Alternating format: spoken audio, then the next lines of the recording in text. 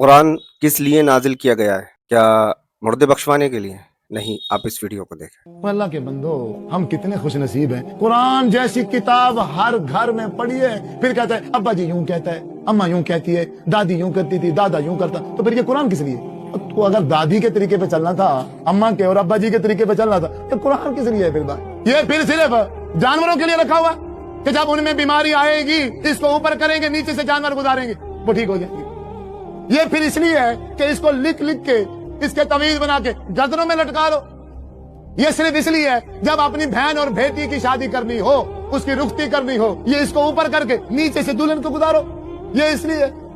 یا پھر اماں جان اور ابا جی جب مر جائے پھر اوپر سے اس کو نیچے اتارو۔ اب وہ بھی خود کو پڑھنا نہیں آتا، اب کرائے پر مولوی بلاؤ، وہ اس کو پڑھیں گے، رات دن ایک کر کے پڑھیں گے پڑھیں گے پڑھیں گے پڑھیں گے۔ جی کتنا ہو گیا جی؟ 50,000 قرآنوں کا ختم ہو گیا جی۔ اب میری ماں کو روانہ کر دو، میری ماں کو بخش دو۔ کیا آپ میں سے کوئی بندہ پوچھتا ہی نہیں کہ وہ مولوی صاحب یہ جو سسٹم آپ نے چلا رکھا ہے یہ کہاں سے سیکھا ہے، کس نے سکھایا ہے، کس نے بتایا ہے، کس نے سمجھایا ہے؟ ہمیں بھی تو کوئی سمجھا۔ تو قرآن کا جو ریئل مقصد ہے نازل ہونے کا، وہ ہے ہدایت کے لیے نازل فرمایا، اللہ نے فرمایا قرآن میں۔ لیکن اسے پڑھا نہیں جاتا ہے، اگر پڑھا بھی جاتا ہے تو بنا ترجمے کے پڑھا جاتا ہے۔ بے شک قرآن میں شفا ہے، اگر آپ پڑھیں گے اسے تو آپ کی جو بھی پریشانیاں ہیں، تکلیف ہے، دکھ ہیں، سب دور ہوں گے انشاءاللہ۔